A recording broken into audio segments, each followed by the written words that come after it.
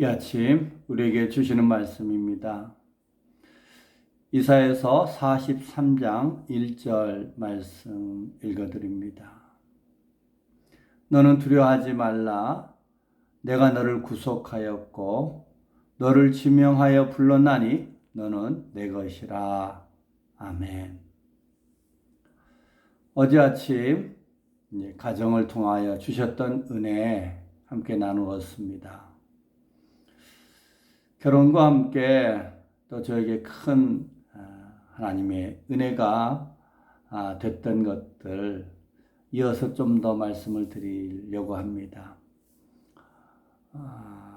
어제도 말씀을 드렸듯이 결혼을 통해서 주셨던 축복과 또 하나님의 마음을 이해하는 일에 너무나 귀한 간증들이 많습니다.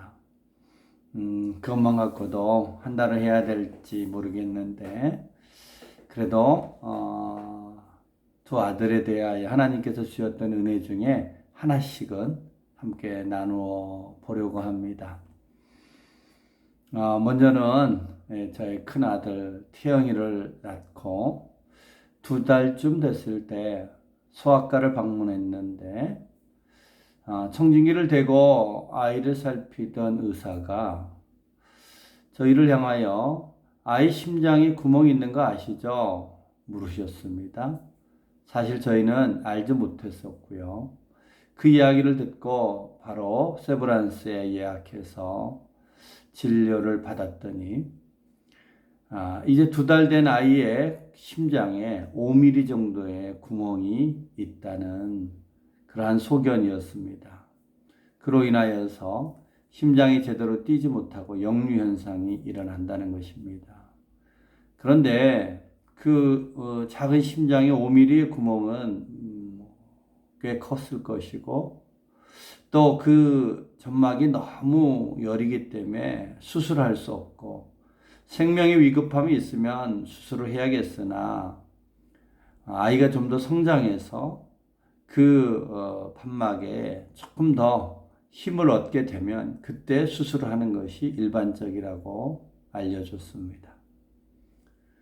우리는 심장에 구멍이 있는 심장병을 앓는 아이를 키워야 되는 부모의 모습이 됐습니다.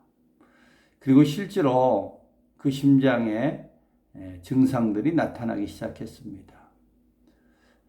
먹기를 좋아했는데 젖병을 빨면 한 3분의 2쯤 빨면 입술이 파래지면서 더 이상 빨지 못하고요.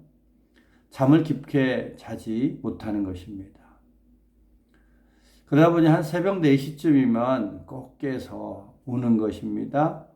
그때마다 안고 거실로 나가서 이제 아이를 달랠 겸 거실 오고 가며 아이를 안고 기도를 했습니다. 하나님, 아들 준 거 너무 감사한데 이런 병을 안고 태어났습니다. 어떻게 해야 됩니까? 몇 날이 지났을까요? 어느 날 갑자기 하나님이 불쑥 저에게 말을 걸어오셨습니다. 마음이 아프니? 하나님 앞에 저 너무 아파요. 하나님, 제가 아픈 건 괜찮은데 아이가 아파요. 그러니 제 마음이 너무 아파요. 곧이어 하나님은 나도 아프단다. 그리고 얼마 후에 태영이는 네 아들이기 이전에 내 아들이란다.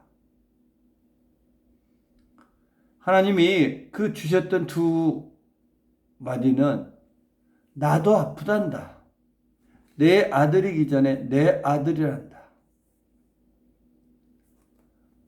저는 그전까지는 하나님이 내 것을 하나님 것이라고 말하면 뺏기는 것 같은 그런 마음이었어요.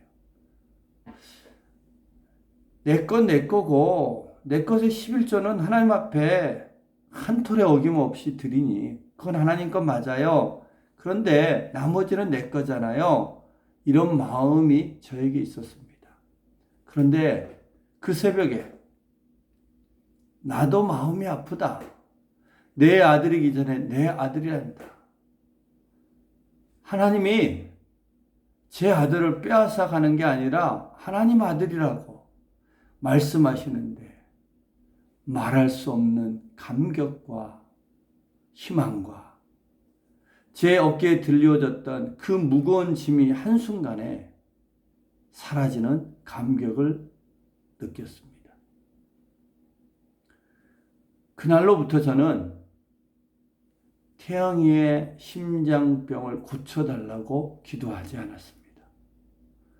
그 말이 저에게 어떻게 다가왔냐면은 세상에 심장에 구멍을 안고 살아가야 될 하나님의 한 사람이 필요했는데 그것을 내 아들로 택했다면 그러면 힘들겠지만 그렇게 사는 아들도 힘들고 그걸 지켜봐야 되는 부모로서도 너무 아프겠지만 그런 사람이 필요했는데 내 아들로 보내셨다면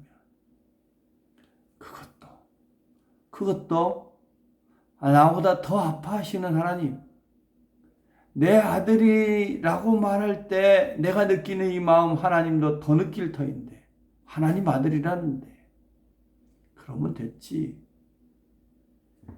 그날부터의 기도는 고쳐달라가 아니라 하나님 감당하게 해주세요.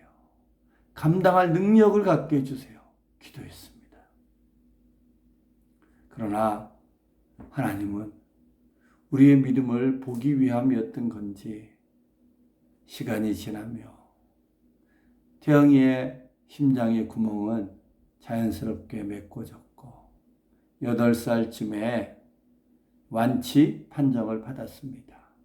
그리고 축구선수가 되겠다고 운동장을 뛰어다니는 아들을 볼 때마다 그 새벽에 주셨던 감동, 나도 아프다. 네 아들이기 전에 내 아들이란다 라는 주님의 그 음성이 늘 태영이의 모습 속에서 다시 기억되곤 합니다. 오늘 본문의 말씀 야곱을 향하여 하나님이 이렇게 얘기하십니다. 두려워하지 마. 내가 너를 구속했어. 내가 너를 지명했어. 너는 내 것이란다. 우리의 아픔과 부끄러움과 우리의 재능까지도 하나님은 이렇게 말씀하십니다. 내 것이란다. 그렇다면 우리에게도 그 음성이 살아있으면, 이 말씀이 살아 역사하면 우리의 것이 하나님의 것이 되면 고칠 것 고치고 채울 것 채우고 바르게 할 것 바르게 하여 하나님은 우리를 가장 하나님의 자녀다운 모습으로 만들어 가시지 않겠습니까? 저는 그 새벽 이후에 결단코 하나님이 요구하실 때 아니요 내 것입니다. 그리고 내 것을 주장하는 그러한 일들을 내려놓게 됐고 하나님의 것이라는 것이 얼마나 복되고 귀한 것인지를 알게 됐습니다. 우리 중요한 것일수록 내 거란 말하지 말고 하나님 것이라고 고백하십시다. 하나님의 것이면 하나님이 지키고 하나님이 고치고 하나님이 치우는 역사가 있을 것입니다. 우리 기꺼이 하나님 앞에서 하나님 것입니다. 고백함으로 하나님이 우리의 삶에 제한받지 않고 일하실 수 있도록 하나님이 늘상 문 밖에서 우리의 마음의 문만 두드리고 계시는 것이 아니라 우리가 기꺼이 하나님 것이라고 말씀하면 하나님이 언제든지 내 안에 들어와 고치고 바르게 하고 밝게 하고 또 더욱더 풍성하게 하는 하나님의 일하심이 우리의 삶에 가득할 줄로 믿습니다.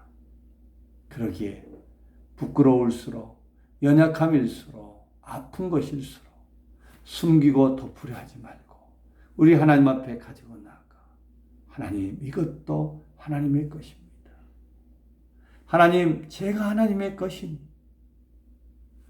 이 연약함도 하나님의 것입니다.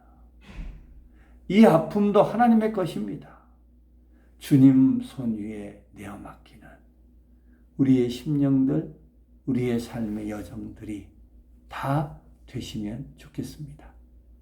그러면 하나님께서 우리의 문 밖에가 아니라 우리 속으로 들어오셔서 우리의 것들을 바르게 하시는 귀한 은혜의 역사 베풀어 주실 것입니다.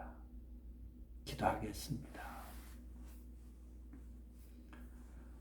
세상에 그 누구가 우리의 것을 향하여 내 거라고, 네 자식 아니라 내 자식이야, 네 소유 아니라 내 소유야 말하면 우리는 빼앗기는 것 같아서, 손해보는 것 같아서 더욱더 지키려고 발버둥치고 아니라고, 내 거라고, 넌 보지 말라고 그럴 터인데 하나님이 우리를 향하여 너는 내 것이라 말씀하실 때 내가 나를 사랑하는 것보다 더 크게 사랑하는 사랑으로, 내가 보는 지혜와 비교할 수 없는 높은 지혜로, 능력으로 우리를 하나님의 것이라 말씀하실 때 우리의 약함을 고치고 우리의 부족함을 채우고 우리의 삶을 더욱더 풍성하게 만들어 가시는 하나님이시기에 우리는 그 하나님 앞에 내 것임을 고집하기보다 기꺼이 주의 것입니다. 주의 것입니다 고백하며 우리 주님 손 위에 맡길 줄 아는 그 믿음과 그 지혜 갖게 하여 주옵소서. 그래서 오늘도 하나님의 소유된 자로 살아가는, 내가 너를 구속하였고 지명하여 불렀나니 너는 내 것이라 말씀하시는 주의 그 음성 아래서 살아가는 우리 모두가 되게 하여 주옵소서. 예수님 이름으로 기도하였습니다. 아멘.